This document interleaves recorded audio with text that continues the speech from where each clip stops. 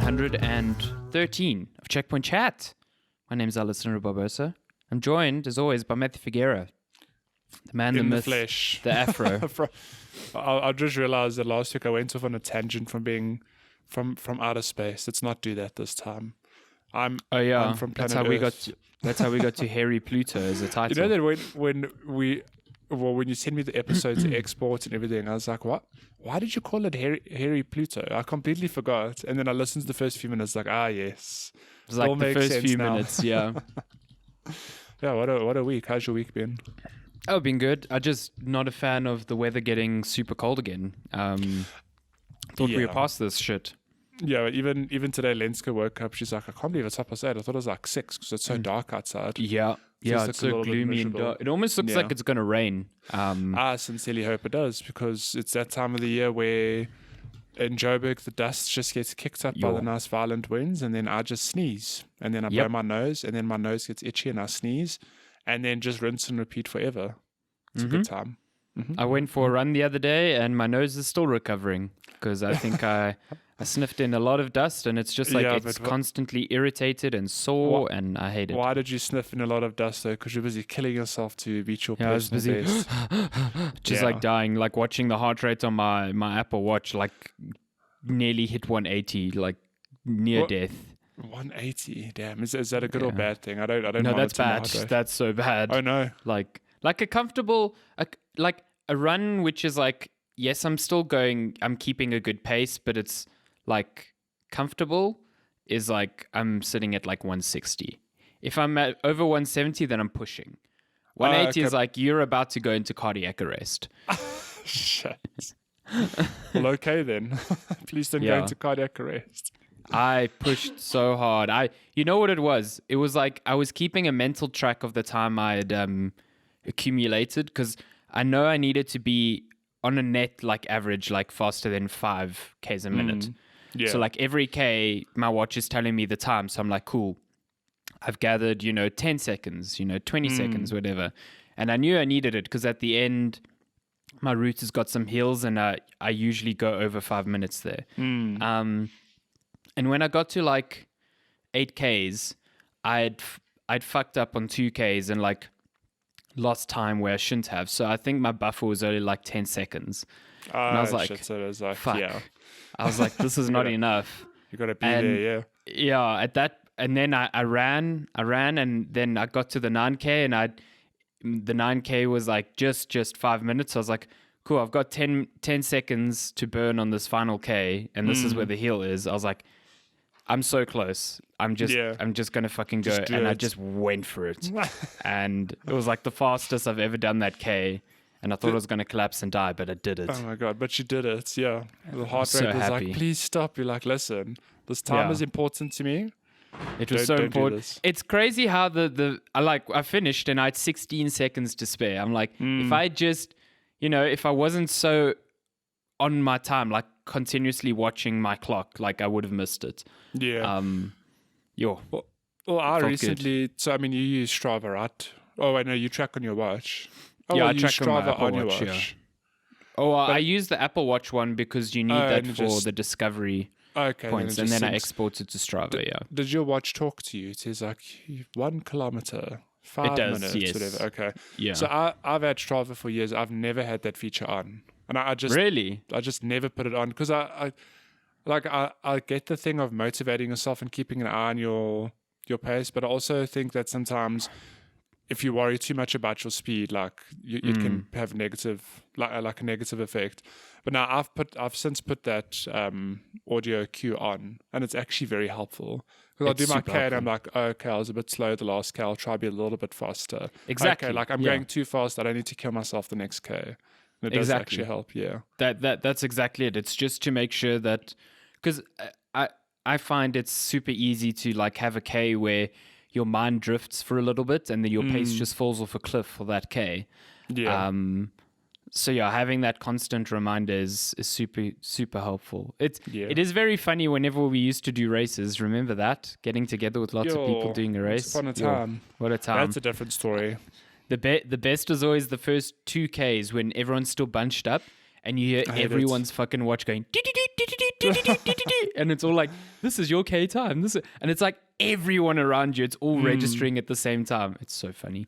So funny. And then there's the one guy with the boombox. He's just like, yeah, party. You're like, dude. He's running past you. There's that whole Doppler effect. Up my cadence over here.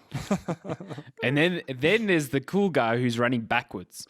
I got lapped by that guy on the 21K, and I was just like... I mean, the one Soweto marathon I did, I ran past the dude. He's like known for doing shit backwards. I think he's even done like the comrades backwards. Probably the same guy, yeah. And I'm like, why? Why are you like And this? he's fast. He passed me. He's fast. so his poor neck at the end of those races must be so sore. Yeah, that's my thing. I'm like, how do you... pace. Yeah, he's still very fast. It's insane. They're just crazy people. It's that, and I love the one guy I saw in the one race. He's a blind runner, so he he runs and he asks people to who are like around him running at his pace to help guide him. So like I saw he was running past me and I was keeping up with him for about half a K. So I like watched this process unfold. He like runs and he doesn't like hold. He just like touches the person who he's like keeping pace with, and that person runs with them. And then after like 500 meters, he'll swap to someone else. Like he won't make it their burden for the whole race. I was just gonna say, like, if that dude came with me in the race and he touched my arm, I'm like, well, I can't leave you now. I'll run the whole race with you. Oh no, his pace was so fast that I think when I was watching, the person was like, I can't keep this pace. And he's like, that's okay. So and I then think I'm feeling bad. And he's actually like, listen, you're quite slow. You're quite slow. Could you please speed up? Yeah, he was. Leave you behind. He left me in the dust. But it was like such a cool process to just kind of like watch like dynamically happen. And like all the runners around me were like super keen to help because it wasn't really impacting their race at all. And they could just help. So... yeah, it was a cool thing to see. Yeah, running. We talk about running a lot on this podcast, but I like running. You know, you got me into hobby. it. Yeah, you got me into it. It does fuck up your knees though. My ITV is a bit sensitive today still. So I don't know. Like I know my brother tore some ligament years ago playing indoor soccer. Probably an ACL. Maybe yeah, and then. I think like shit like that. He's not going to be able to do much with his leg for, whatever purpose the rest of his life. This man has run the comrades twice now, and it's so interesting. My brothers told me there's some way he runs that he doesn't impact his knees as much as you would. Like he's got a running style. So I don't quite get it, but it works for him. I mean that is a thing where you run like you make sure that you like roll your foot. You don't just like flat you don't put the impact. Yeah. But I mean, even the knee thing, when I started running initially all those years ago, I mean, I used to do park run, which I look back now, it's only 5Ks, but I was in agony after each run. Like my knee was so sore. I can't remember if it was my left or right knee, but it was like, I'd literally just not be able to walk the rest of the day. Then the next day I'm like, oh, cool. Like my knee's fine. I'll run again next week. Rinse and repeat. Like, oh my God, I'm in agony. I can't walk. And then I just changed my shoes and then my knees just got better. Like, yeah, the shoes are a big thing. Yeah, but even just I have had no knee pain ever for like years, and I think it's when I don't run, my knees feel worse. It's almost like I have muscle or my core is a bit stronger when I'm running. But yeah, no, that's definitely true. I've only really had knee pain like where I needed to go to like a biokineticist was when we did like 3 21Ks in a month. Oh and then even he was like, are you an idiot? Yeah. Are you an idiot? Yeah. Because it's just like your ITB, which stretches from your like the back of your back to your outer part of the knee. It's like a very common thing for a runner to inflame. And yeah, that hurts. When that thing's inflamed, that fucking sucks. So yeah, I had that after the 10K, but that's probably just because I was pushing so hard and not really watching how my feet were landing and stuff. But there are lots of stretches you can do. You got to, you run. If you take care of yourself, you get the right shoes, you do the right stretches, you'll be fine. Do you stretch before and after each run? I stretch before, and then I should stretch after each run, but I'm not that good. I usually only stretch when I'm in pain. I should stretch totally. I just never do. You should stretch. You should get a nice little yogi mat and stretch for 15 minutes. Years ago when I started at Clockwork, I started like a mini run club. It was like, cool guys, like I hate sitting in traffic. I'm going to run after work. People are welcome to join me, whatever. So the first run club, whatever, there were maybe like 8 to 10 people. And then I was like, cool, let's go. They're like, are we not going to stretch? I'm like, Yeah. no, let's just go. They're like, oh God, we're following a reckless madman. This is how we die. I remember that run club. Do you guys stop doing it or? Yeah, because I moved to the Microsoft team, so my hours changed. So okay. it's like, well, I finish at 6 now. I'm not going to run before work, so. Yeah. Fair enough. It's a good time. But along with running, we talk about video games on this here podcast. Sometimes. This here podcast, you walk into a Western tavern, you're like, give me some games, and that's what we give you. So we only serve running here, sir. But if you give us a little something extra, we'll tell you about games. Yeah, we'll tell you about video games. There's a father. Okay, let's tell you what you've been playing. We like pull a lever, the door behind us opens. Like, there you go. There's the gaming club. It's like the secret bars. It's like, get in there. First rule about video games: don't talk about video games. Talk about video games. What have you been playing this year, cold week? I thought you said this year. I was like, well, where do I start? This year, man. This year I started keeping a list of games I played, and I fell off of it, and now it's too late. It's never too late. Keep a list. I've been doing it for like 3 years now. I've missed so many games now. It's so nice to look back. I mean, you play a lot more games than I do. But it's so nice to look back, like, oh yeah, I played that this year. Like at the beginning of, for example, at the beginning of this year, I finished Fallen Order, which feels like a lifetime ago. But that was it really does. In January this year that I finished that. What a game. But yeah, this week I've played bits and pieces, so I don't have anything new to talk about really. Besides, I suppose, Spider-Man on the PS4. Marvel's Spider-Man. So you return to it. I returned. I mean, I played this game probably like it actually was a year ago, if I'm not mistaken. I started playing it and I played about 15 hours of it.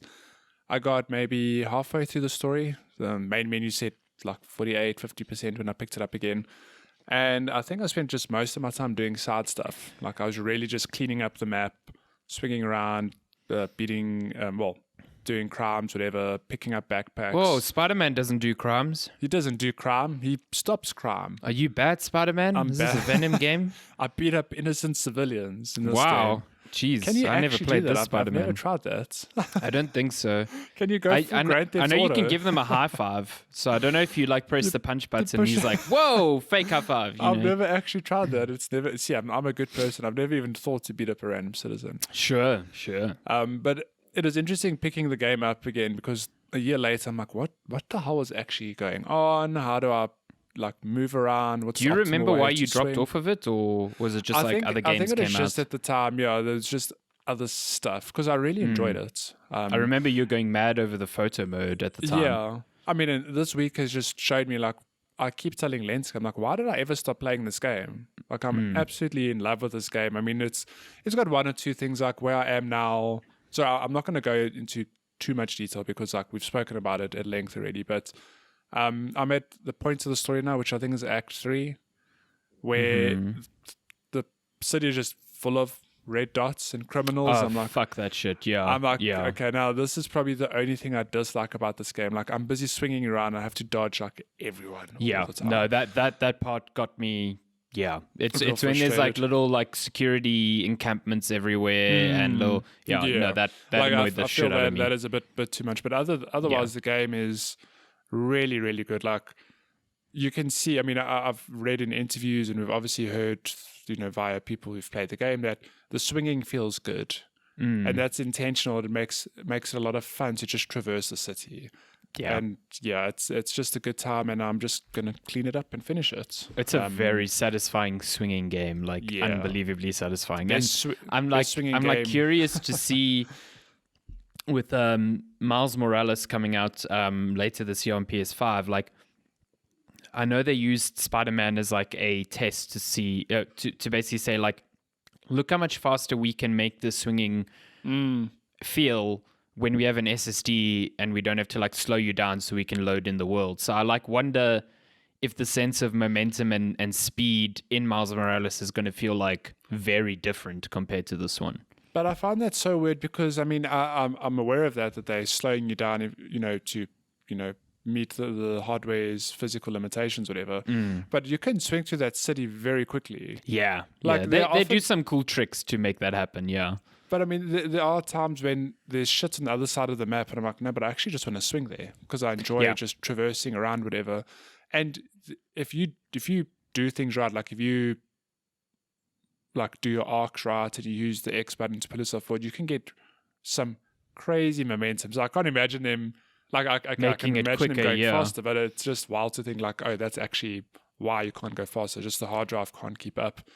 I'm with you on that. Like I don't know, like if they made it faster, like will it feel almost like more uncontrollable? Because I feel like you can really get some momentum going. And I was the same. I didn't really use fast travel. The only reason I used fast travel was because I wanted to see that little cutscene of Spider-Man on the subway, which I thought was pretty cute. Yeah. Other than that, I was also like, oh, it's on the other end of the city. Whatever. Like I love the swinging so much. I'm just going to go swing, So it's interesting now that I know that there's a Miles game coming out. Because I don't know the story. I don't know how it ends, what happens with Miles. Like I know Miles is in the game. And obviously, I guess the reveal of that game is like a spoiler in itself. But I mean, I expected if they put him in the game, like there must be a reason. Yeah. Like he must get his powers or whatever at some point. And you've watched Into the Spider-Verse, so Miles Morales is a Spider-Man. Yeah. And let me tell you, I really have such a soft spot for Miles. Like where I am in the game now, he's being fleshed out a little bit more. And I really like that character. The whole time I was like, I just got to go watch Into the Spider-Verse again because that's like. No, he's a good character. Spider-Man movie, yeah.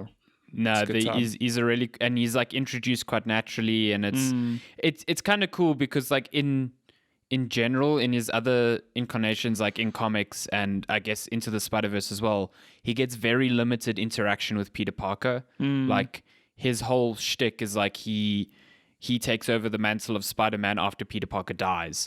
So he like does, right? so to have him in a game where like him and Peter are like interacting far more than they generally do is like really, really cool as well. Yeah, well that's my thing. Like I know there's a game coming out and I've seen in articles, whatever, that like Peter Parker will be present. So I'm like, okay, so he doesn't die at the end of this game. No, he doesn't. But it's just cool to know that it's actually kind of nice that I know that's happening because I'm quite excited to see how it unfolds. How does he get his powers, whatever. The ending of Spider-Man is super strong. I'm very excited for you to get there. It's cool, it's a real good, like the last like 2-3 hours is just a whole trip and it's fantastic. Yeah. Well, I mean, the story itself has been really strong. I feel like I'm really enjoying every character, and I feel that they've given like every character has their reason and their agency for doing what they're doing. Like things just expand and are fleshed out in a really nice way. Like a good example is the Dr. Octavius. Like in my game, he's now God mad, whatever, but I'm like, this dude's got a vendetta, and like I get it now. But it's a weird thing because I'm like, but I know this guy. I want to fight him. It was actually kind of interesting because like from the beginning of the game, like you hear, oh, Dr. Octavius, you're like, oh, okay, yeah, I know where this is going. But like there was a point like midway through the game where I was like, are they not going to do this? Like, are they spinning him as like a completely different character? Because like you were. They wrote him as very sympathetic and he helped Peter a lot, but you can kind of see where he comes from, like his descent into his revenge fueled like hate and stuff like that. So there's a lot, like you see him like completely losing it now, but you're also like, damn, I get why. You know what I mean? But not only that, you're like, this man has helped me, he's looked after me. Exactly, it's like a really tough thing for Peter to go through. Yeah, they add a lot of weight to a lot of the characters, which is really cool. And also like the backstory to Mr. Negative is quite interesting as well. So I'm excited for you to get to the end because keep it's plugging good. away at that. Yeah, again, I don't know why I ever stopped playing this game. Like It's a phenomenal game. I'll think back. I'm like, at what point did I just not come back to it? And I've been don't so know tempted to just pick it up again, just to like swing around for a bit and just remind myself. I mean, if you haven't, I know there's a whole lot of DLC. So if you're looking for an excuse, I mean, there's plenty to do. So. Apparently, that DLC is not good though. So, but still, whatever, man. It's an excuse to swing around. That's also true. So I've played some Spider-Man. I'm still playing Paper Mario: The Origami King, but I need to actually just set time aside to really put into this game because I'm playing it in like 5-10 minute increments, which is doable, but I don't think it does the game justice because I've played it in nice chunks and it's a good game to get lost in. You know, you're playing through the story. There's good dialogue, very very cool visuals. So yeah, I'm only like 10 hours in still, but I need to just commit time to that. But other than that, I have of course been playing Pogostuck. You know, how's your progress? Make you angry simulator. It's cool. Well, it's been interesting because last Thursday, when I spoke about it last week, the last time I'd played it was actually a downer, if I could put it like that. Yeah, because you like spent 4 hours making no progress. I spent like 4 to 5 hours on the same puzzle in the game, and just could not get past it at all. And I legitimately was talking to my chat and having internal conversations like, do I really want to like? Is this where I give up? Yeah. Yeah. Do I just give up and like, you know what? I played the game, whatever. It's cool. It's just not for me. And I was like, you know what, I'll just give it one more try on the next stream. And I'm really glad I did because on Tuesday I made a lot of progress. It's so weird. Like the stream I struggled. It was like 4 or 5 hours. I just could not get past this puzzle. And then I put it to bed and I picked it up again a few days later and I got past this puzzle in like the first 30 minutes, whatever. It's amazing how that happens, eh? It's just, it's crazy. Like, yeah. So then the time I picked it up again, I actually got pretty far. Like I made it from, let's say 48. So you have a little indication bar that tells you like how far you are on this map, whatever. So I went from 48% to say 70%. Like it was a big jump. Yeah. I figured out a lot of the bits and pieces and I progressed quite fast. So like, cool. I did very well. I'm glad I came back to this game because I feel like I can actually finish it. Then on Thursday, I progressed only like 3 to 4%, but it's still progress nonetheless.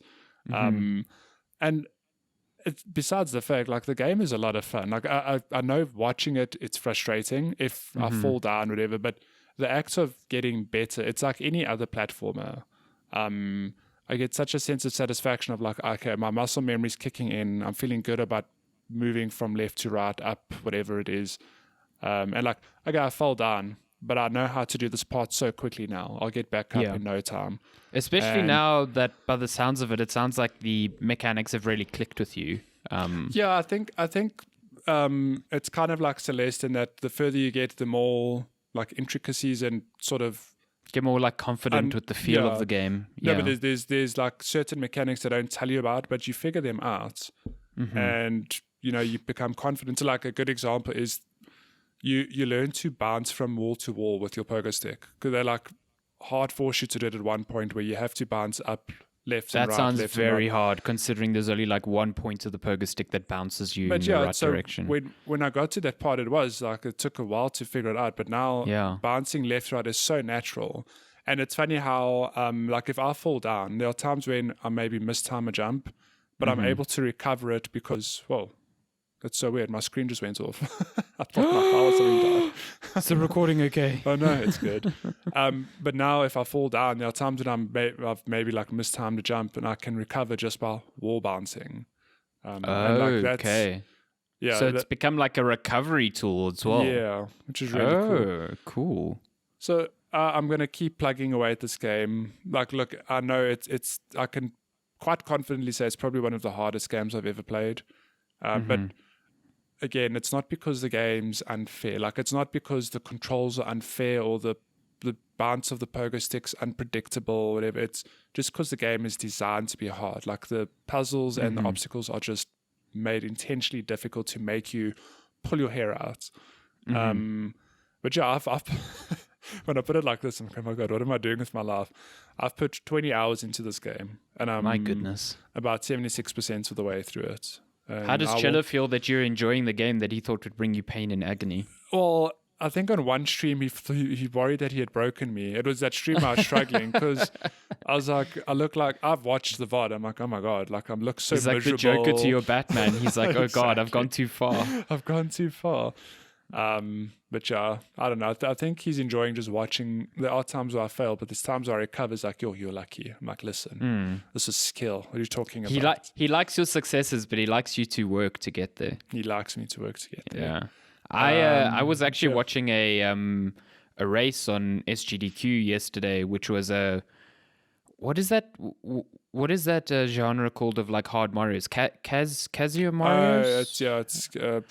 It's Kaizo. Kaizo, that's the one. Yeah. So it was some Super Mario World Kaizo run. A whole world. So, that's cool. Yeah, so I think it was called Super Hawk Bros or Super Shark Bros or something. I don't know, but it was like 3 people running through in a race. And while I was watching it, all that it reminded me of was some of the ridiculous levels you did in Super Mario Maker 2. And I was like, Matty could fucking do this. Like, I was just watching it and I was like, he could do this with enough like practice. I think with Super Mario Maker, I mean, okay, that game also has some real bullshit levels that force you to like die 3 million times to figure out how to do it, whatever.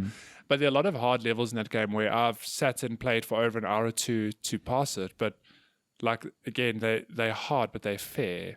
And it's funny how the more you play those levels and the better you get at the game, they become a lot easier. Like obviously, but yeah, I mean that's a game I need to pick up again. That's what the streamer was talking about. He was like, if you ever want to get into Kaizo games, like he's just like, just pick one up and play it, and like finish it, and then finish it again. And he's like, the difference you'll find between the first and the second finish is so huge. But I mean, I'm playing around with that idea now because. Like, here's a good example. The Pogostuck speedrun, people do it in like under 5 minutes. Okay. Wild. Which is just, I mean, there are some shortcuts, but it's just, the level's actually not that long. It's just because you fall again and again and again that it builds up the time. It's figuring it out, yeah. But it's funny because so when I play it, I've got my stream name as my username, whatever. So often I pick up that people have come to watch because people will stop or like wave or because you can do that in the game. But at one point, a dude just stopped next to me, and I was like, hey, are you in my chat? And then he replied in chat, he's like, no. I'm like, oh, okay, so you are watching. So then I've spoken to a few people who have popped in because they're like whizzes at the game. They like fly past me, then they come back down, and I think they're just doing runs, because that's how quick it is. Just practicing, yeah. So I asked this dude, I'm like, cool, like, what's your best time? He's like, I've done like a 5-minute 30 run. Holy crap. Okay, but the best time's like under 4 minutes. I'm like, okay, how much time have you put into this game? It's like about 500 hours. I'm like, oh, okay. Wow. That is, but I mean, I have to think that people who speedrun, like, that's rookie numbers almost. That's like you play on the lower thousands of end, hours yeah. It's interesting. They're playing the game like almost 6 hours a day every day of the week type of thing. It is cool. I'm of the opinion that if you found a game that you like stuck with for speedrunning, you could probably do it like pretty well. But the problem with that though is that I don't have the time to actually compete against other people. Like, it'd be fun to do it for myself, and I have done it with Solace. Like, I've finished a game in just over an hour. Unreal. But I mean, the speedrun time's like 30 minutes, 35 minutes, whatever it is. I'm like, I'll never get to that level, not without a lot of time. But I'm happy to perfecting each little movement. Yeah, but I'm happy to have at least done it a few more times where I can say, like, I've whizzed through the game in just over an hour. And I probably will play it again. I mean, I still want to stream Celeste. If anything, Pogostuck has made me like long for like a fair platformer, like a Super Mario Maker or Celeste, because while they're challenging, does it make me want to throw my controller? I kind of love watching platformers in especially like SGDQ because I've been watching like a wide variety this year, and puzzle games are really good for speedruns and platformers, but man, RPGs suck at speedruns. I get the skill needed for them, but a lot of them are just like stupid, like save scumming bugs, or like you have to fall off the cliff here, then save while you're falling, then you reload the game and you load to the next map. It was just like I was watching Knights of the Old Republic yesterday, and the dude was like basically like he was setting markers down where he could like save the game and quit out and then load in, and then it would skip this part of the quest. And I'm just like, I get that that's cool, but as a viewing experience, it's just like boring. I was just going to say, as a viewing experience, it's not great. But I think the most fascinating part about that for me is the fact that somebody figured that out. Oh, of course, yeah. Like not taking away. Yeah. I get you though. It's like, but if you stand at this corner and you angle yourself up to the sun over there, and then you crouch and you quit out and you load back in, you'll be in the next map. I'm like, who figured that out? It's kind of incredible. Yeah, who it is kind of incredible. And tried 3 million techniques until one stuck, like it's ridiculous. And it's also like, who was the first guy who thought like, okay, I'm gonna do all of these permutations, and I'm sure there's certain parts where it's like, I've tried all these permutations and nothing happened. I've just wasted so much time, So I don't know, but like platforming games, there was a great run of Manifold Garden, which just came out on Switch this week, and Manifold Garden came out on Switch this week, but the run was actually for Superliminal, which is another puzzle game with perspectives. And let me tell you, puzzle games with perspective shifts and speedrunning, it's a good match. Time. Well, I mean, have you ever watched like a Portal speedrun? Yes. Unbelievable. That's so much fun to watch, yeah. Resident Evil games are really good for speedruns as well to watch. Although I watched one for Resident Evil 3 Remake, and it made me realize how little of a threat like so many zombies in that game are, because that dodge is so overpowered. Yeah. And not only that, so like I've watched plenty Resident Evil 2 speedruns, and there's no dodge.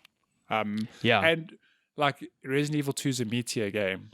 Resident Evil 3 speedruns, it's a meteor game, and there's a lot less, I want to say bullshit, but like a lot less cinematics and like walking down a narrow corridor or whatever. Whereas Resident Evil 3, it's like there are many points in that speedrun where it's just Jill walking and talking to Carlos, or walking and talking, and it's like that's frustrating, I'm sure, as a speedrunner. You can't do anything about that, yeah. The thing about the beginning of that game, like as awesome as it is as a cinematic experience, if you have to repeat those first 5 minutes every time you speedrun, it must be like... It does take them... I watched them do it, and they're like, this is just like a forced 2-3 minutes. Like, you cannot get past this. Someone's going to figure out a skip, though. Like, you load in here, you look at Nemesis, you do a 360, you quit out the game, you give him a kiss, and you're done. You skip the cutscene. It is very cool in RE3 that they found the animation for walking downstairs. So as soon as you get to stairs, Jill will transition into like a stair walking animation, so she hits every stair. Stair skates or something they call it. Yeah, so they just like aim, and that aim breaks the animation, and then they let go of aim, and the aim, so it's like a rhythmic thing, and you just see it like flowing through stairs. It's so cool. So at least it's not a case of, I can't remember the game, but there was one game where it was always faster to walk backwards, like shuffle backwards. And that made watching the speedrun so weird. You know what it might have been? I know one game that's like that is a Castlevania Symphony of the Night. Yes, it was that. Yeah, because you've got like a dodge as Alucard, but you dash backwards, and people just play the game facing the wrong way. I'm like, why? But Matt, watching that with sound on is so weird, because the sound it's just like... Well, yeah, and you're just like, oh my God, it's stuck in my head now. I tuned in earlier this week to a run, and they're playing Horizon Zero Dawn. Oh. And that, I think, I never watched the whole run. I literally watched 2 minutes of it. But I think they finished it in under an hour, which is crazy. Unbelievable. But they travel by just rolling everywhere, which is so funny. God. Just hear like Laura Bailey like everywhere. Going, I haven't been watching as much SGDQ as I wanted to, but I mean, they always put every run up as a VOD. Yeah. So there's so much content to go back to. Yeah, I love it. I love SG or let me GDQ tell you, listeners, if you've never watched speedrunning, think of your favorite game and just go YouTube a speedrun of it. It'll blow your mind how people break shit. And it's not the fact I've always seen the argument of like, why would people play games like that? It's like, they aren't doing this as their first playthrough. Like no one does it as their first playthrough. They just love the game so much, and they love like breaking it apart. Like you find things in games that you thought were never possible through speedruns, and it's fascinating. Yeah. It's like developers of the games look at speedruns. IGN is a great series of like developers watching speedruns of their games, and so many of them are just like, what the fuck? Like, how did they figure this out? Like a good example is Bloodborne and Dark Souls. Like those games I've obviously finished blind, and only after I go and I watch a speedrun, and it actually breaks the game. Like, well, that boss I struggled on, it turns out if you just run into a corner and you just stab them in the leg, they're like super easy. It's like, so much fun. But like, so there's still so much skill involved. Like, it's not like, oh, it's so easy to trigger this exploit or whatever. It's like frame perfect movements and exploits. It's really, really something. I like I said, I love watching it. So. But enough about speedruns. What have you actually been playing?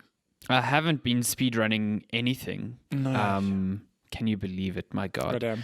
I've been continuing on with Mass Effect Andromeda, which I continue to find perfectly adequate junk food RPG goodness. It is so not on the level of the original trilogy, and I understand that, but I'm still having a really comfortable, good time with it in spite of that.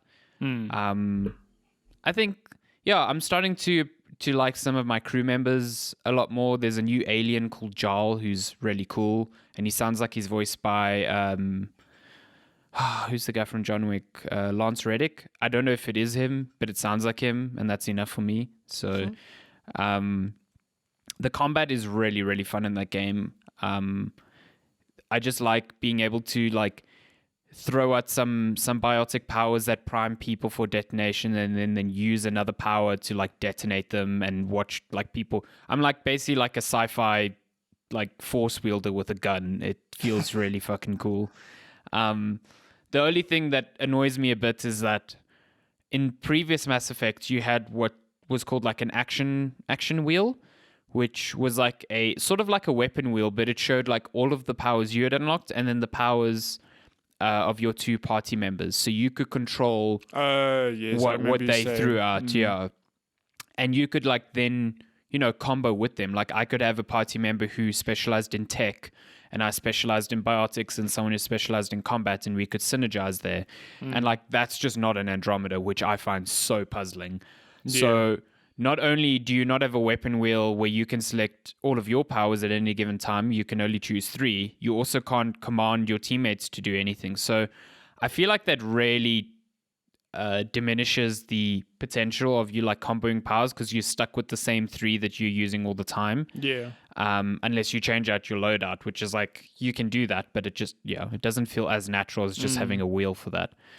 So that sucks. But other than that, the combat is like so much more frenetic and like fast and fluid. Like I'm using dodges to get out of the way. I'm hovering in the air and shooting people. It just feels less like a strict cover shooter and more like a free-form action game, which feels really, really good. Third-person shooter. Like you still, I mean, it's still like you still take cover and whatever, but I feel like I'm dodging around the battlefield. Like there's biotic powers which specialize in you getting close to people and like triggering things, and that feels really fun to do. That's cool. Game is also just unbelievably beautiful. Like I think really that game gets looking. a bad rap in that regard, purely because it also was buggy when it came out. Yes, yeah. So people have like just like washed their hands clean of. I mean, a lot of it's fixed. I know EA bounced off of it very fast, so there's still issues with it. Like there's some weird performance issues on PC for that game. Like when you go into a conversation, like a cutscene with someone, it drops to 30 frames, which I don't know if that's. I guess maybe that's purposeful, but then sometimes when you finish the conversation, the game will just be like, "Cool, I'm still at 30 frames," and I'm just like, "I'm staying here, fam." And then cool. I pause the game and unpause, and then the frame rate like unlocks again. And I'm just like, that's okay. So weird. Yeah. Dude, that sounds like a speedrun tactic. You should use that. It really does. That sounds like someone's going to exploit it. Yeah. But it's fun. I do think some of the worlds are a bit generic. Like there's definitely like open world fodder in there where it's like, here's this open place and there's so many side quests and some are good and some are shitty. Yeah. But some of the side quests are really good. Like learning the backstory to the main character is quite fun so far. So I'm like, I'm playing this game. I'm more engrossed in this game than I am in Ghost of Tsushima, and I think that's just because it's like it's sort of the sci-fi junk food I wanted at the moment. So I recognize all its faults, but solid 7 out of 10. I don't know, 6 out of 10. I don't know. It's doing it for me at this time. But I do recognize that if I had been waiting, and I was waiting so long for a new Mass Effect, and the reception at the time was so negative that I was like, well, that sucks. Shit. Super disappointing. I totally get that. But yeah, I also started Spiritfarer last night. Spiritfarer had been coming out for a while, but it kind of like it's like out of nowhere. Honestly, yeah, it's been teased for a while, especially at Xbox conferences because it's an Xbox Game Pass title. But it was really during this week's Nintendo Indie stream that people were like, oh right, that's like out, and it's like out today. Yeah, so because I mean, Spiritfarer was shown last year E3, I think, at the Xbox. Yeah, show, last right? year E3, and it was shown at the May. Oh, was it shown again? The May showcase, yeah. But I mean, it was a thing of like, oh wow, that game looks awesome. Like, I can't wait to play that. But I don't recall there ever being a date or anything.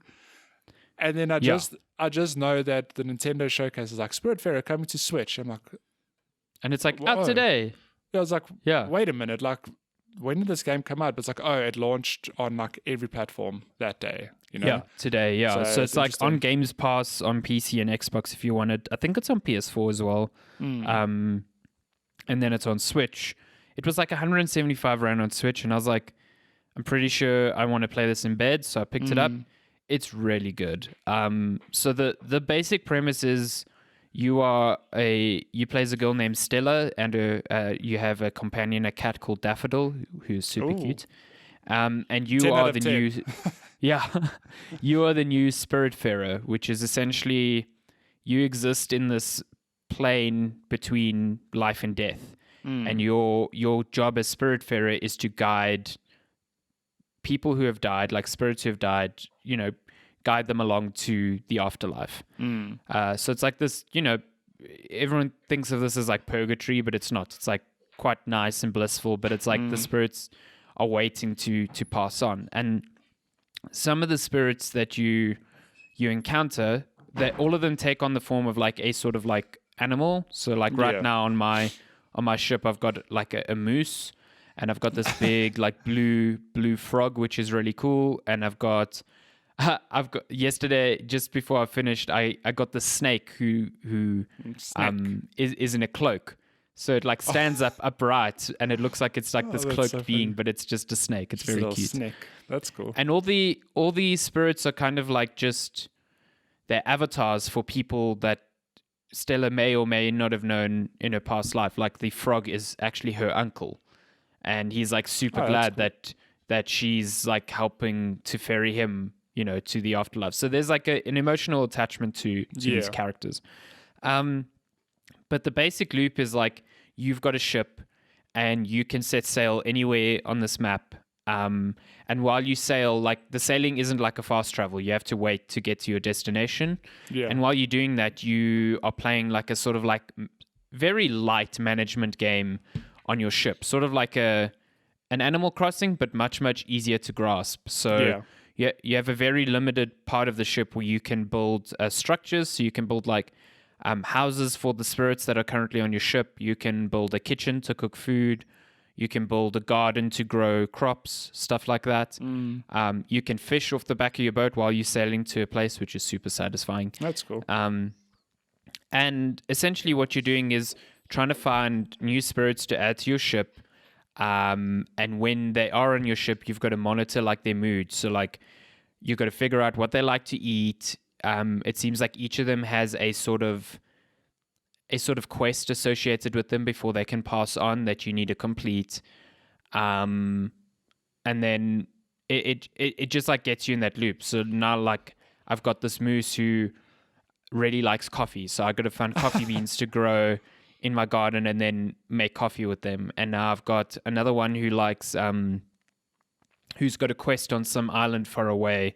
They need to pick up some heirloom that will make them happy. So it's almost like once you get every spirit, super loyal, then I assume that's when they pass on. And the whole part of the game is like introducing these characters to you and eventually learning to let them go as well, which ties into the whole theme of, the Spiritfarer is about death, essentially. And outside of that, it's a platformer. You go to islands, you do I've some seen light limited gameplay, platforming. and I actually had no idea that it had platforming elements. Yeah, it's like some fairly light platforming. You go on islands to pick up like some resources and stuff, to cut down trees to get wood and stuff. But it's like some really nice 2D platforming. The whole game's in 2D, but the art style is very like 3D like. Pretty. It's so beautiful. It's almost like, I don't know, like cartoon papercraft. It's very hard to describe, but it's the animation and the fluidity of the animations is so good. And there's so many neat little small touches that I really like. It's a good game. I can definitely see myself losing. I think the review on GameSpot said that they played it for 40 hours. So 40?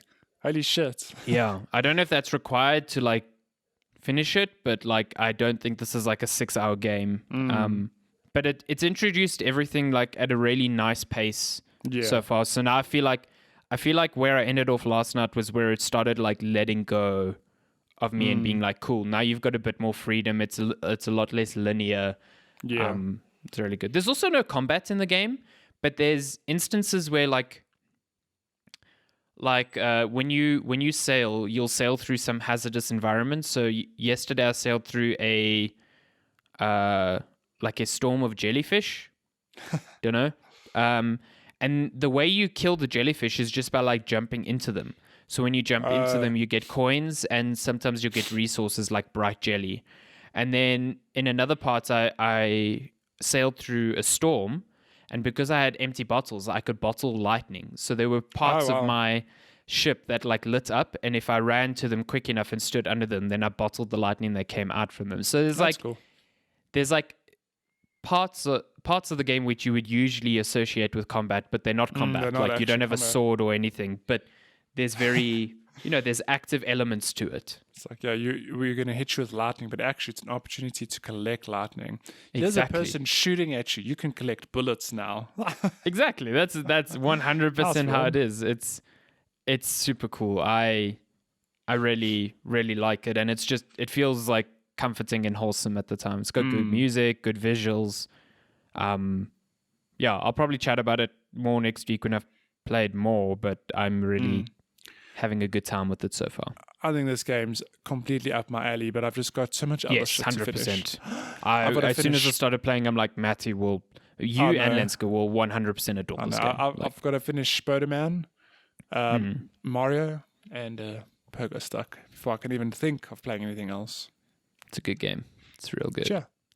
Speaking of which, should we get to game releases and game news? Yep. Because there's a bunch of news this week. Some would say a buttload of news. Wow. Okay, we're looking at game releases from August 22nd. Can you believe it? Oh my to God. August 29th. Just checking. Scroll. Okay. August, what did I say? 22nd to 29th. Yeah. Wow, there's actually quite a few. Okay, coming out on August 25th, No Straight Roads, which looks really cool. It's very difficult to explain what this game is. You should Google like a trailer. It's like a, I don't know, rhythm game, lots of neon lights. It looks really beautiful. I'm keen for this game. No Straight Roads. PC, PS4, Xbox One, and Switch. Then on August 27th, we got Final Fantasy Crystal Chronicles Remastered Edition. I don't know what that is. I played Final Fantasy Crystal Chronicles on the DS way back when. Okay. So I think it's just like a remastered edition, basically. Although Is it sort of like World of Final Fantasy type thing? I can't remember. I actually cannot remember. It's like a spin-off series, obviously, but I can't for the life of me remember what the combat was like, if I enjoyed it or not. I think I did enjoy it. I just don't remember too much about it. It was a long time ago I played. But yeah, that's coming, I guess. Okay. So yeah, that's coming out on PS4, Switch, Android, and iOS. Then we've got Elite Squad, which is that Ubisoft mobile game that has like a bunch of characters from all of their Tom Clancy franchises. That's out on Android and iOS, August 27th. Tell Me Why, like the Backstreet Boys song. Did I tell you, we've done it work at the office on this game, like for putting together assets, whatever. And every time I read it, it is Backstreet Boys. Oh yeah, it's in your head for the rest of the day. That's just what it is. That's the new Don't Not game. So yeah, makers of God, now it's just left my brain. What's the other adventure game they made that's super popular? Life is Strange. That's the one. Yeah, I knew it had Strange in the name, and my brain was just like, not today. Yeah, Life is Strange. This is a whole new story, and it's going to be episodic. The first episode's out on PC and Xbox One on August 27th. It's also on Game Pass. Control Ultimate Edition launches on Steam this week, August 27th. It's coming to consoles only later this month. Yeah, Let's talk about that in news. Yeah, lots of stuff about that. But that's going to include the base game and all the DLC. I think the Alan Wake DLC, the AWE stuff, also launches on August 27th. So that's this week. That's soon. Yeah. Windbound, which kind of looks like a Breath of the Wild. It almost looks like Breath of the Wild mixed with Zelda Wind Waker. Like lots of sailing, lots of puzzles, lots of cross, arrow action. It looks really cool. Sounds like your game. Got a very good art style. I'm stoked to play this. It's out on PC, PS4, Xbox One, Switch, and Stadia, August 28th. Jump Force is coming to Switch on August 28th. It's a bad game still. Don't play it. It's bad. Goddamn. Madden NFL, which I think is the American football one. Yeah. Just on this yesterday. Well, yeah. No, sorry, Karen. When's it No. out? Are you done? Yeah. Yesterday, we're playing Four Guys in Counter-Strike, and one of my friends, Brad, is like, guys, I don't know if this means anything to any of you, but the new Madden's coming out. Everyone's just like crickets. I was like, listen, I'm really sorry, but I don't care about Madden. Look, like, okay, to be fair, I'm with them. Like, I don't watch American football as a sport, but the Madden games I really enjoy. Yeah. They're like digital. It's like chess with men, big burly men. Mess. It's a fun time. So that's out on PC, PS4, Xbox One, August 28th. Captain Tsubasa, Rise of New Champions. Okay. Got nothing. Tsubasa. PC, PS4, and Switch, August 28th. Also August 28th, Wasteland 3 coming to PC, PS4, Xbox One. It will be on Xbox Game Pass as well. Surprise. And then Project Cars 3, that kind of came out of nowhere. PC, PS4, Xbox One on August 28th as well. Cool. And then I think that's it. Mafia Definitive Edition, is that August 28th as well? I think. No, that got delayed. That got delayed to end of September. Okay. Yeah. Okay. I am looking forward to that. That looks hot. Looks hot. Hot fam. Okay. Game news. Wow. Do some news. So let's I guess start with that Control stuff. So basically, Control is what I think one of the first games to kind of like show how messy this cross-gen upgrade stuff is going to be. Yeah. They basically said that they are launching this Ultimate Edition, which is a new SKU for the game that will be out on PS4 and Xbox One, but is also coming to Series X and PS5. And it is the only version of the game that will let you, if you buy the current version, a current gen one, you'll get the upgrade to the next gen one for free. The original game and the original season pass will still be playable on new consoles via backwards compatibility, but they won't get the, they haven't detailed what sort of like visual enhancements there will be, but I assume like the ray tracing patch and better frame rate and stuff like that. And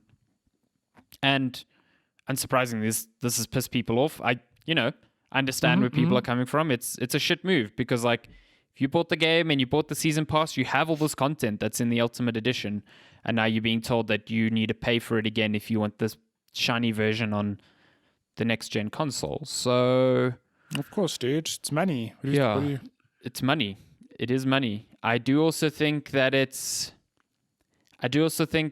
a case of some policies around how next gen upgrades are going to work that aren't being fully communicated by both Microsoft and Sony. Yeah. That Remedy can't communicate because hell, they'll just burn that bridge if they like point the finger at one of the console owners. So I don't think it's going to be the last game where you see something like this, communicated in this way. But if you think about it, think about all the games that are getting quote unquote free next gen upgrades. They are all games that are also releasing for next gen consoles. There isn't the only games I can think of that are getting next gen upgrades that haven't been announced for next gen consoles are games like Destiny, live service games. But you look at CD Projekt Red, that's getting a next gen version. All the games coming out near the end of this year are all brand new games. So I wonder if it's a case of, because Control released last year before these policies were put into place, they can't actually, they can't actually upgrade this version because it was never released as a next gen, air quotes, version at the time, and that they have to release this whole new SKU that targets both generations of platforms to be eligible for that program. Yeah. I don't know, because like Remedy's or their publisher 505, their statement this week, which tried to explain it, really didn't explain anything. Said nothing. Yeah. So I don't know. It seems weird to me that, if you start putting together the pieces, like all the games with free next gen upgrades are games that haven't even launched yet, or always launched with the intention of having a next gen SKU. Maybe Control's one of those few where that's not the case, and we're starting to see the limitation of things like smart delivery and whatever the fuck Sony's doing. So yeah, I don't know. It's interesting. It's and it's going to be interesting to see how people continue to juggle this next gen thing. Yeah, because I mean, like 100%. For example, we know that NBA has this whole thing of like, you can buy the Ultimate Edition, whatever it's called, and you get the current gen and the next gen. It's like it's just weird. and that's also with the caveat of like time limitation. It's like, oh, only if you buy the game in this window will you be eligible for that, like upgrade. And I guess it people were asking like, why couldn't 505 and Remedy offer an upgrade path that's similar, like charge $10 for people who already own the game, to upgrade it. And again, that then comes down to like, well, was the original ever intended as a next generation game? So if you dig into the weeds of like the admin behind the scenes, can they convert that version, that SKU of the game, to a next gen version without releasing a new product that originally had that as a target? So I think Remedy have found themselves in the middle of like, we launched our game at a time when those policies hadn't been sussed out. Yeah. And as a result, we can't convert our product into that because like either Microsoft or Sony or both, we don't know, are preventing it, because there's no way where Microsoft would be like, yeah, you can do that. And then Sony's like, no, you can't do that. Where they would be like, cool, then we're only offering the upgrade to Xbox players. That would be even worse for them. Like, yeah. So I don't know. I'm waiting for the first developer to come out and explicitly say, these are the terms that both console manufacturers have put forward, and this is why it's not possible. Yeah. And it's definitely not going to be a smaller developer like Remedy who depends on those console makers. Yeah. They say something, PlayStation or Xbox, like, well, we're done with you, cutting you out. Yeah, there's no way that's going to happen. You'll you'll have to wait for a big sports title or a big shooter to do that, and then we'll finally get like a peek into how this thing works. Because I do think there's more to the story than 505 can actually let go. It doesn't make the situation any better. It's still shit. Yeah. But I do think there's more to this. There's more to it. Yeah. And like you said, it's like this only is a problem in like the first year of the new console, because after that, then everything's just on the new console. So it's like, it's almost that weirdness when the PS4 Pro and Xbox One X came out, where it was like, oh, which games are getting next gen upgrades? For a long time, CD Projekt Red are like, we're not making a enhanced console patch for The Witcher 3 because like we just don't have time. And eventually they did.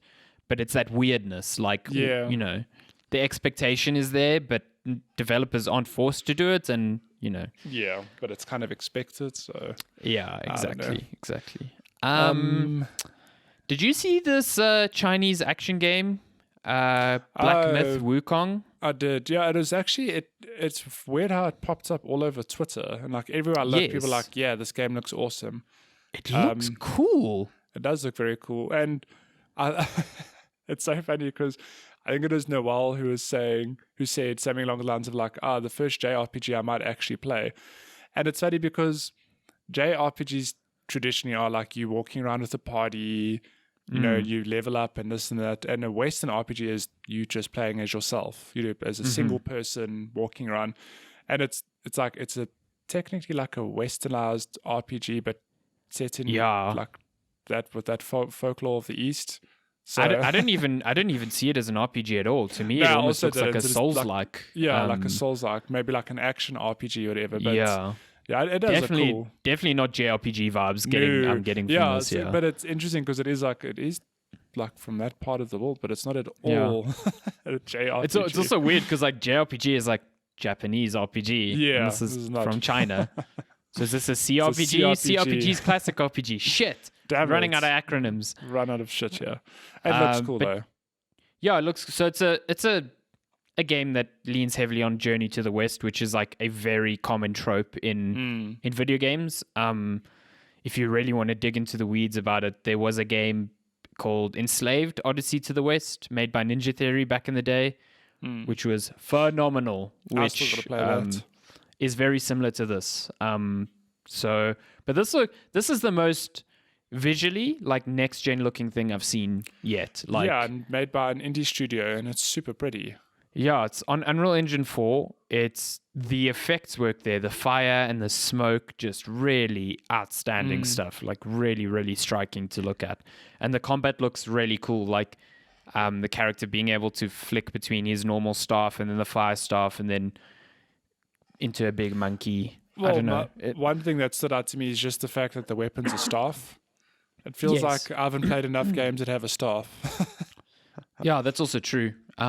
Enslaved had a staff. You should play Enslaved. Yeah, I haven't played that. Damn it. Good game that. So yeah, I don't think there's any release date info on this. No, but it just showed. They just showed like a 10-minute gameplay loop. Yeah, it was like, again, gameplay, and it got me excited. So yeah, it looks cool. That boss fight at the end looked really, really fun. It looks slow and methodical and like challenging. So I like that he can transform into like a fly, or something, and just fly around. Like that's cool. So that's coming out. That's cool.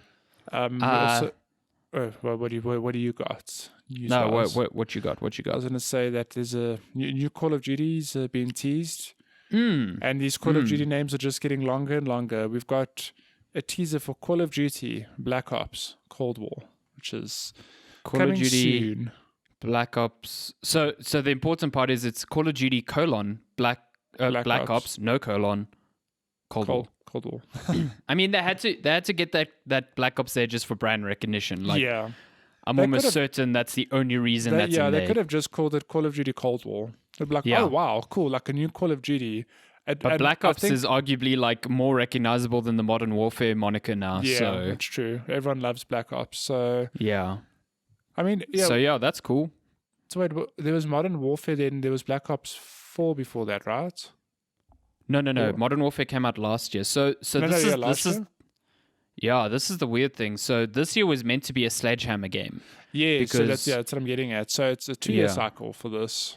Yeah, so it's not entirely. So Sledgehammer has worked on this, but not Infinity Ward. Treyarch is leading this again, which is it broke their 3-year cycle for the first time in a long time. So yeah, interesting. I really like the teaser trailer for this because it's evident this game is leaning more into like historical events. Like it really makes a point of being like inspired by true events, and it's taking the angle of Russians had secret sleeper agents in America that were kind of like manipulating events in America during the Cold War.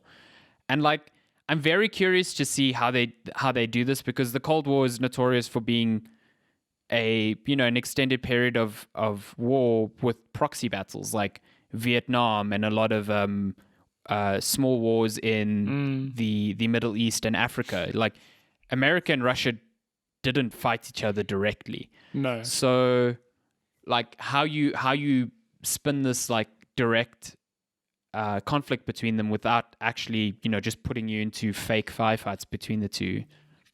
I'm curious. Interesting. Like, yeah. The box art also looks really cool. I really like it. Call of Duty Black Ops Cold War. Yeah. So I think that's being officially revealed on the 26th in Warzone. Yeah. In Warzone. So that's cool. Speaking of teasers.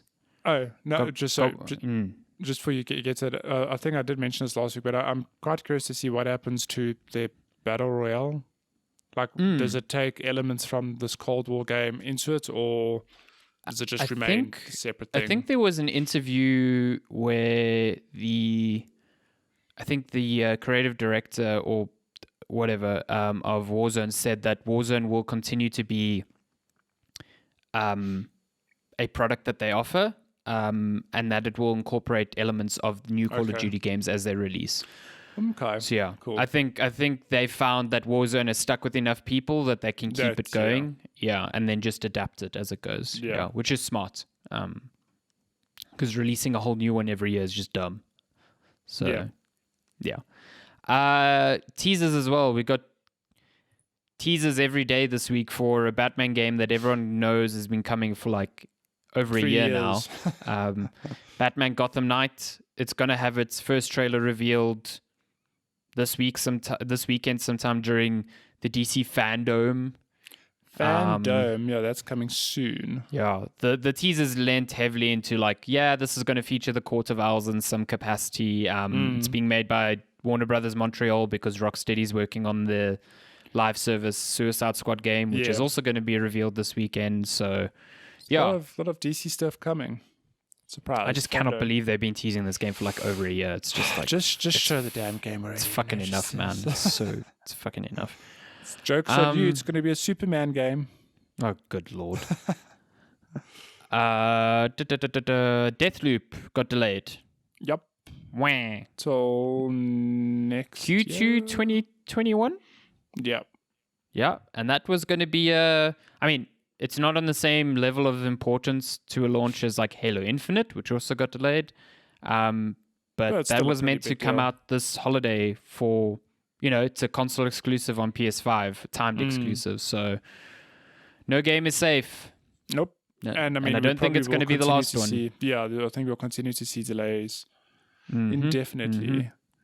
That game looks really cool though. Like it does, yeah. Arcane games never sell as well as they should. Like Dishonored and Prey are really good games that didn't get the recognition they deserve.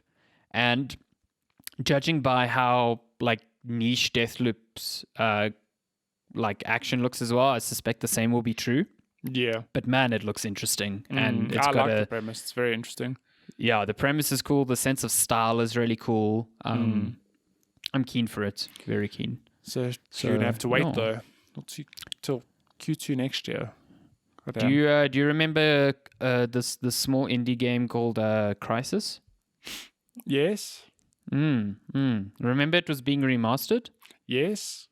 Yeah, that remaster is finally coming out. Hallelujah. September September they did 18th. delay it initially. Yeah.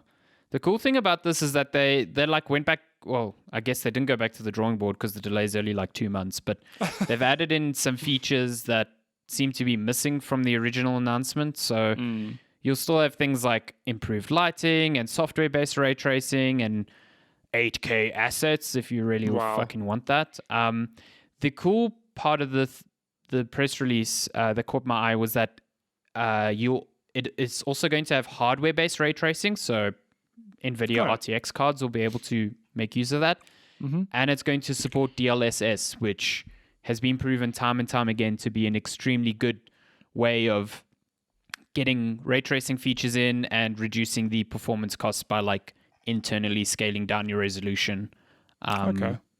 So yeah, that's cool. Might have a really smooth Crysis experience with all the bells and whistles turned on. For a change.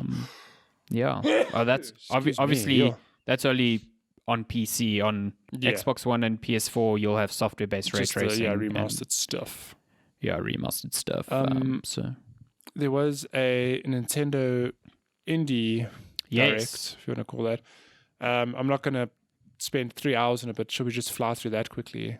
Let's go through some very big announcements. So all the games. Do you have a list with you? I've got a list, yeah. So okay, go for just starting off with Spiritfarer, which you've already said is on Switch already, but that is a surprise. Hades, which is pretty cool because that is that game super giant, yeah. But I mean, it's still in early access, right? But now it's launching on everything, including Switch, at some stage. Yes, so it was one of the first games on the Epic Game Store. It launched with the Epic Game Store. It's since come to Steam. It's still in early access, and it's going into 1.0 later this year. And when it does, it will be out on consoles, including Switch. I think I've had my eye on this game. I'll definitely pick it up on Switch, I think. Oh yeah, I played a bit of it during early access, but I've been holding off because I want to play it in 1.0 and super stoked for it. Like really, really good game. You will, knowing what you like your roguelikes, you're gonna love it. Yeah. There's a game called Hypnospace Outlaw. Yes, that was out on PC last year. It's like you're a Internet Explorer detective. Curious cool to see how that works on consoles because it like kind of leans heavily into like keyboard input. So oh shit, interesting. Garden Story. That looks cute. Not sure, but I don't know much about it. But is it by any chance related to the people who did Golf Story? No. So Golf Story, the developers of Golf Story are making a game called Sports Story, and that got delayed recently. Okay. All these stories coming out. Yeah, it's very confusing. But I know in Garden Story you play as a grape, which is really cool. That's good. Subnautica and Subnautica Below Zero launching next year on Switch. I've never played Subnautica, and it seems like something I'd enjoy. I've seen a lot of people play it though, and it looks real good. I know Garth really likes it. Yeah, it's kind of like, I suppose, your typical survival game, just underwater, which is quite interesting. Takeshi and Hiroshi. That looks super wholesome. I don't know. Like, it looks like the story of like two brothers, and one brother's trying to make a video game while the other brother's like sick or something. It looks really cool. Yeah. Like, really, really nice. Yeah. Nice. I think that was previously an Apple Arcade exclusive, so that's coming. Okay. Yeah. Coming to Switch now. Raji and Ancient Epic. This looks like a action adventure game. It's made by a studio in Pune in India. Yeah. So it's also a timed console exclusive on Switch. It looks really cool. Like, that's really, really nice. I like the name of this one, Bear and Breakfast. Love it. This is one of my favorite games from the show. You're a bear who's running a bed and breakfast. So cool. You're running a bear and breakfast. A bear and breakfast. This looks like a game Lenska would love as well, because like I know she liked 2 Point Hospital. Yeah. So like that's sort of like management sim. Okay, but it looks like that sort of thing, and just as a bear, which is really funny. A short hike. This has been out on PC for a while. I actually have it on PC. It's a short game. It's like 90 minutes, but it's very, very soothing, very calming. I've actually seen. I mean, I've never played the game, but I recognize the screenshots that they've shared here. It's beautiful. Yeah, it's a really, if you've had a shitty day and you don't feel like playing anything, give this a go. It's an hour and a half. it will reverse your Cleanse mood you. immediately. Yeah. Card Shark. This looks cool. I want this game. Card Shark. It's made by the people who did Reigns, which is like the. Did you ever play Reigns? I've never played, but it's the literally like swipe. It's like the Tinder, but of the ruling the kingdom game. Yes, it's like a Tinder RPG, which is a Tinder RPG roguelike almost. It's very clever. They made a version for Game of Thrones as well. Yeah. But it's that studio, and they are. So Card Shark is like a game all centered around cheating at cards. Yeah. And it's all about like growing your arsenal of cheating techniques while also not being caught, because if you're caught, you'll get shot. It looks really cool. That's cool. Just like completely different and weird and I love the art style. Yeah, it's got a really cool art style. And it takes place in almost looks like American Revolution times. It looks cool. Yeah.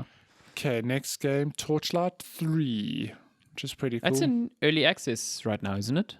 I don't actually know, but I think the sort of game, man, like any other game, will probably be a perfect fit on the Switch.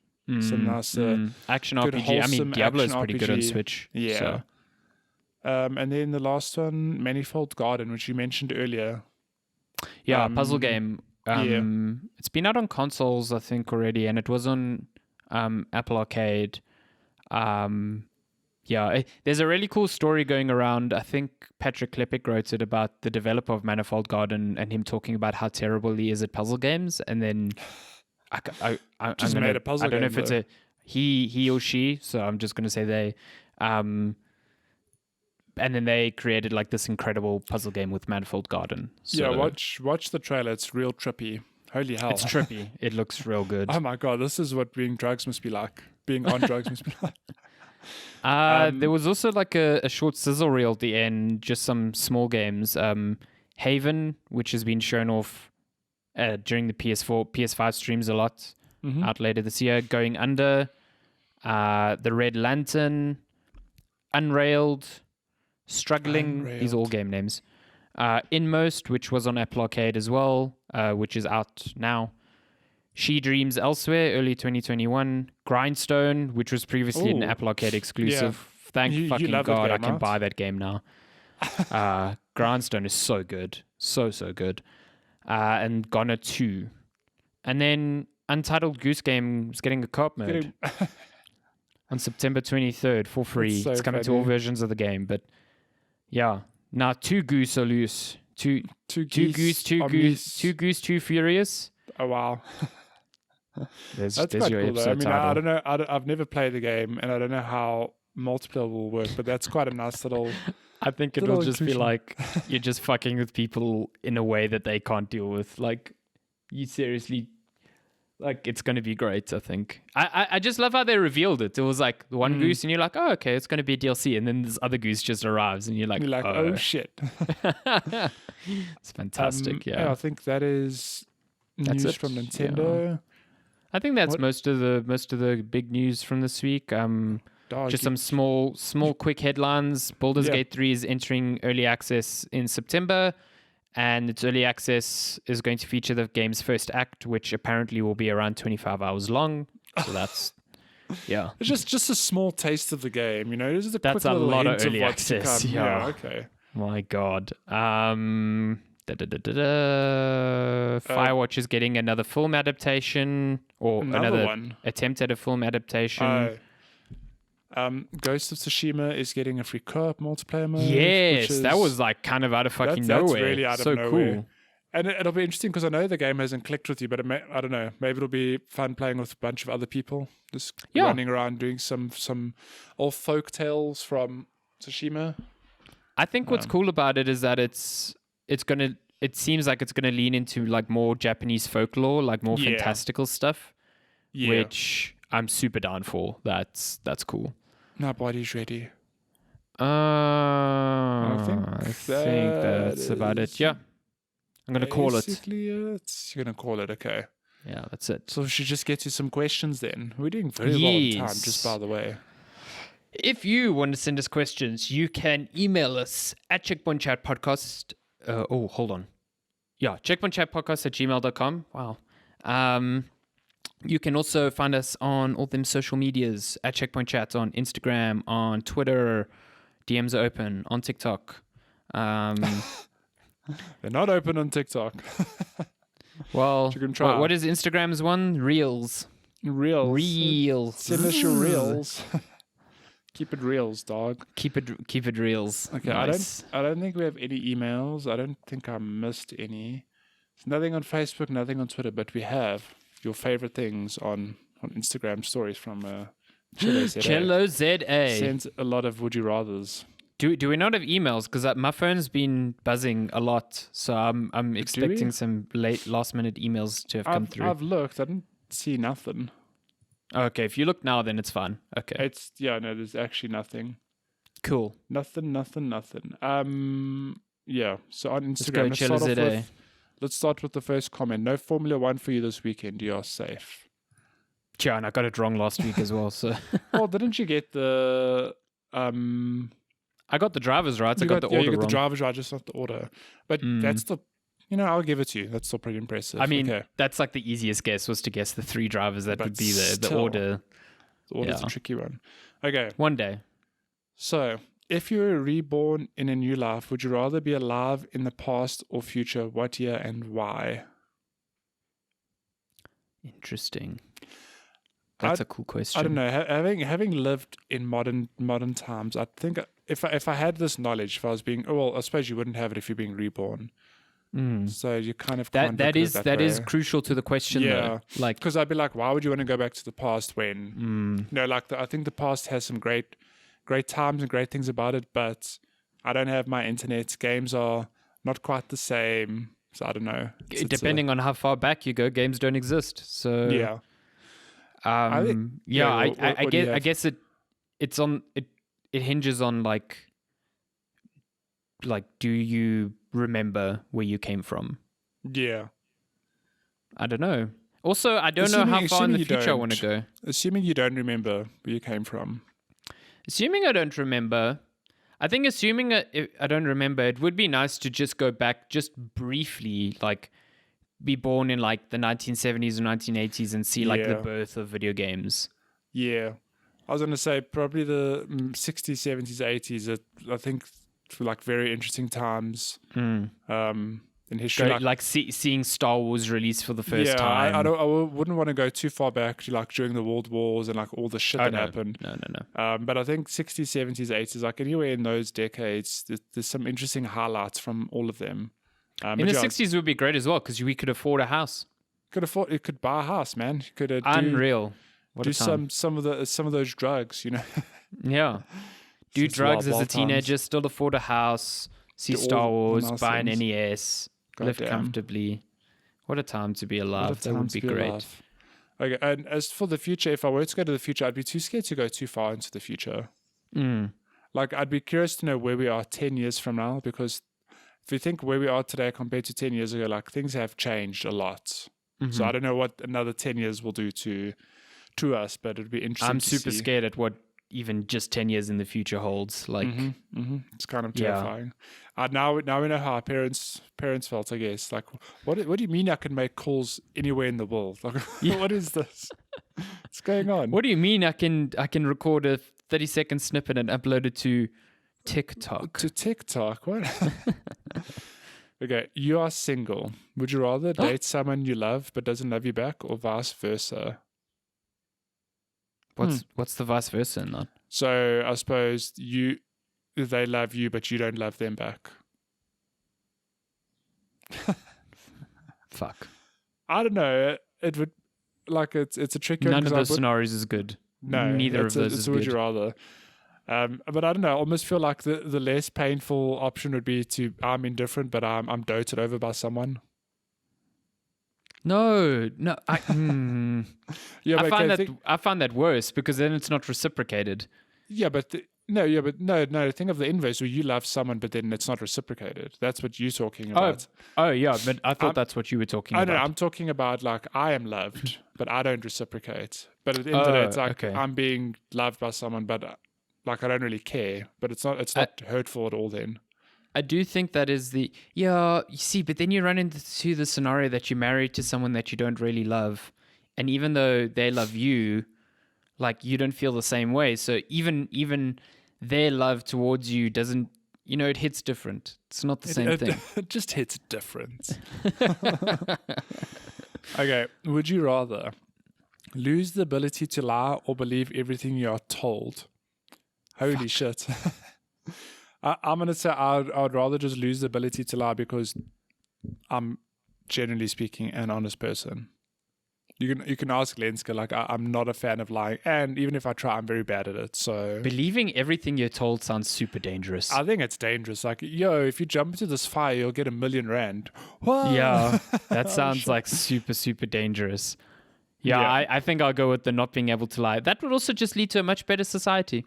Yeah, it really would. But then again, that power's useless if everyone has it. Because if no one can lie, then the truth by is virtue, everything that everyone says is the truth. So you have to believe it. Why don't we just take both? So everyone loses the ability to lie and we believe everything we are told, just to reinforce Done. the positivity. Done.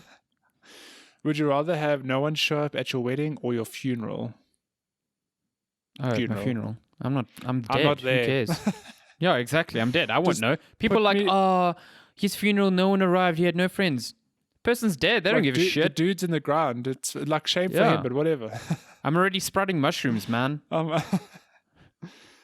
Would you rather want to know how you die or when you die? Oh, fuck. Fuck. That is actually awful because it's like, I want to know when I die. It's like, you'll die in 2045. Like, oh, fuck, now I've got to count down. Yeah, no. How do I die? You are eaten by sharks. Oh, my God, how do I put myself in that situation? Exactly. Or it's like you die in a car accident. So, like, every time you get in the car, you're like, could this be it? No. Fuck. Because sometimes knowing how you died can preclude to when you die. You know what I mean? It could work out nicely. Like, how do I die? It's like you die of old age. Like, okay. But no, cool. no one dies of old age. You die of like a heart attack or like you die of a heart attack. If we were asked this question like 2 years ago, we're like, you die of the flu, or laugh like whatever. Yeah, COVID's like, the flu. How's it going? Now it's like, oh God. Oh God, please no. I could die tomorrow from the flu. Holy shit. Yeah. I think I would definitely go with how. Because, I'm with you on the time thing. Like, having a countdown. That's awful. It's like, oh, shit.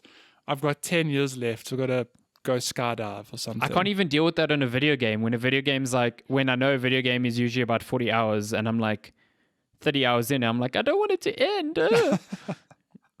Now you must do that for my life. No ways. Oh, that was the last one. So I thought you had one more, but that was the Formula 1 comment. So that's it. That's all the Would You Rathers this week. And Chilla told me he sent so many Chilla. because last week he sent like one. You're like, well, this is pathetic. Send more. And he's like, well, fine. Yeah. I got you, fam. Let's go. These are good ones. Good ones. Good. They got me thinking. Especially the no lying. No, not the no lying. The married one. The love one. That's a hardcore one. Yeah, that is all the questions. I don't know what your phone is pinging because I don't see nothing unless you've got stuff in the spam. I just assume because I'm using my phone as my camera, so I hear it vibrate and I've absolutely no idea what it's about. So have you ever gone through our spam folder on the email? Yes. I've got an email from someone named Jasmine Carter. She says, "Hello, how are you today? And nice to meet you?" ? And then in all caps, can you write me back for important issue?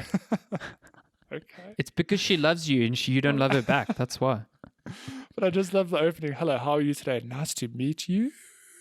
I do love the ones where it's like, I found your profile online. We should connect to make friendships. It's like, yeah. Oh wait, there's another one from Jasmine Carter. Hello, nice to meet you, and how are you? Can we talk? Also in caps. Oh my goodness. I know we've gotten a few offers to do SEO on our website, and I'm like, okay. No. Here's one. Greetings. I want to present you to our bank as my client's business associates, late Christian Ake, to enable us claim his deposits at fun. Open brackets, 15 million euros. Type in euros. Hey, I love euros. If you're interested, kindly get back to me for more details. Thank you. Why they're going to send us 15 million UFOs? What? Oh my God. Yeah. This is great. Spam folders. Infinite source of entertainment. Why are we getting all this money? Dear friend, my name is Mr. David Mathers, a bank officer with credit something Bank of United Kingdom. I have a business proposal to discuss with you. The business is all about transferring $30 million to your favor for investment purposes, which is the reason I am contacting you for our own benefits. For more details, please do contact me on private email. Wow. I didn't realize starting a business was as easy as someone offering you £30 million in an email and just giving it to you.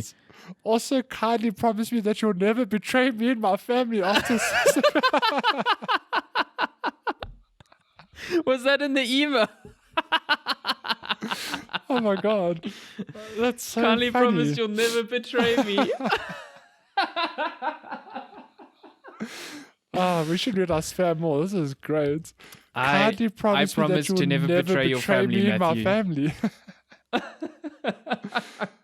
And then it concludes, thank you and may God bless you. Oh, okay. At least we know he's a religious man. Oh my God, that is so good. Okay, that's all the questions we've got today. Changing the segment to questions and spam folder. Questions and spam. That is amazing. Oh my God. If you want to send us questions or just entertaining spam, you can email us checkpointchatpodcast@gmail.com. You can also dive into our DMs on Twitter and Instagram at checkpointchat. Just everywhere. Look, and TikTok. Don't wait for my question. I mean, we've had I know people like Malesh, for example, have sent emails just during the week. We'll pick those up the next episode. So drop us a slide into our DMs, email, do whatever you want. And while you're at it, go check out our website, checkpointchat.com. Our podcast is up there. You can also check out our YouTube channel, which is linked in the description. Go subscribe if you like. If you like it, if you like listening to the podcast with an animated video background or seeing some portions of the podcast that Matthew breaks out, go like and subscribe there. Yeah, those, especially on YouTube, guys. I think the algorithm is just weird, but I know it's got a lot to do with engagements and stuff, in order to recommend. Like, more so than podcast platforms, like YouTube is very good at recommending related videos. So likes and engagement on that platform really go a long way, and we do appreciate it. This is why everyone says like and subscribe. Like and subscribe, yeah. It's just a little reminder. Subscribe and like. It's all good. But that's been episode 113, Checkpoint Chat. Remote edition episode, I think 23 or something. I don't know. Yep. Do you think we'll pass the point where we've recorded more episodes remotely? I definitely think we will. You reckon? Shit. Yeah. I don't know. I don't see this going away anytime soon. We had a backlog of 80 80. Was it 85 or something? Or was it early 90s? So I mean, if we get to 180, we're getting close then. I mean, we're so far. 180 is a lot. That's 2 years with the podcast almost. No, you mean now from this point, that's 2 years with the podcast. Absolutely. Yeah. Thank you for listening. That's it. As always, we will see you next week. Yes. Okay, bye. Yeah, have a good week. Goodbye.